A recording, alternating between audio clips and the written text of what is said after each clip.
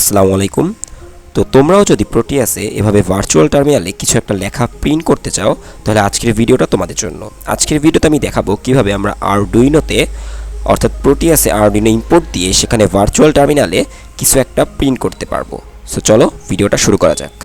So প্রোটিয়াসে আমাদের virtual মনিটরে কিছু একটা লেখা প্রিন্ট করার জন্য বা কোনো ইনপুট দেওয়ার জন্য আমাদেরকে প্রথমে আমাদের প্রোটিয়াস সফটওয়্যারে একটা সিমেট্রিক ক্যাপচার ওপেন করতে হবে।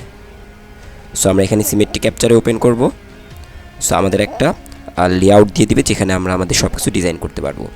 সো অ্যাকচুয়ালি ভার্চুয়াল মনিটরটা কি? ভার্চুয়াল মনিটর হচ্ছে একটা ভার্চুয়াল মনিটর যেখানে হচ্ছে আমরা আমাদের যে কোডের যে আউটপুট আছে সেগুলো দেখতে পারবো, অথবা কোনো ইনপুট চাইলে সেগুলো দিতে পারবো।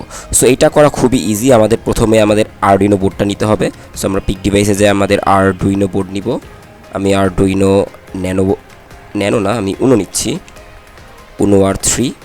আচ্ছা, এই বোর্ডটা আমি নিলাম। অ্যান্ড দেন আমাদের যে সিমেট্রিক ডায়াগ্রাম আছে সেখানে আমাদের আরডুইনো উনো বোর্ডটা বসাই দিলাম।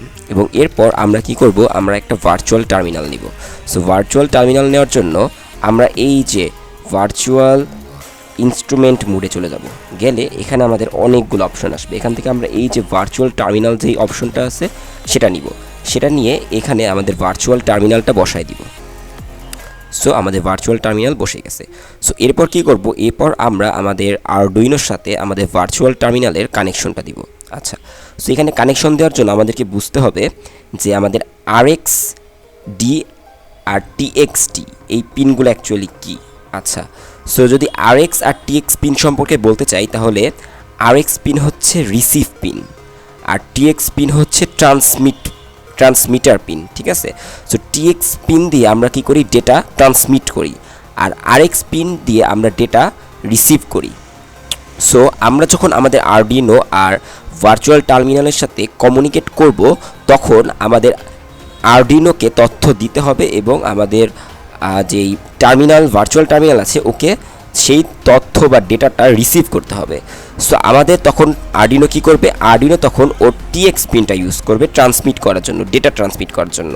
সো কী করবে, TX পিনের মাধ্যমে ডেটাকে ট্রান্সমিট করবে এবং আমাদের যে ভার্চুয়াল টার্মিনাল আছে ওই TX পিন থেকে ডেটাটা রিসিভ করবে। অ্যান্ড ও রিসিভ করার জন্য কোন পিন ইউজ করবে, ও RX পিন ইউজ করবে, কারণ RX পিন হচ্ছে রিসিভ পিন। ঠিক আছে? এর জন্য ওর নাম হচ্ছে RxD দেওয়া আছে। ঠিক আছে?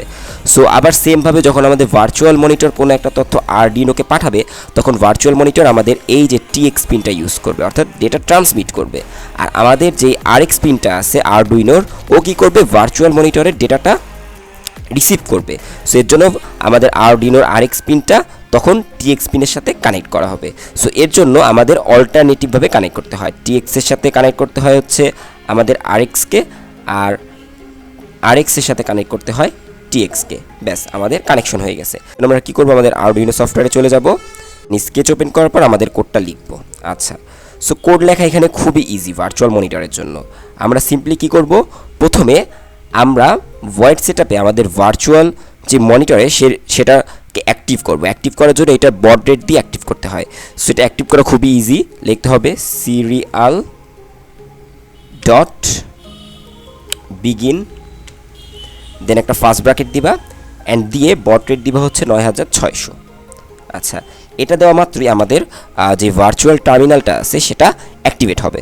আচ্ছা, এরপর আমরা কি করব, এরপর আমাদের যা কাজ আছে আমরা ভয়েড লুপের ভিতর করব। সো সাপোজ আমি চাচ্ছি যে আমাদের ভার্চুয়াল টার্মিনালে আমি কিছু একটা প্রিন্ট করব, কিছু একটা লিখব। ঠিক আছে?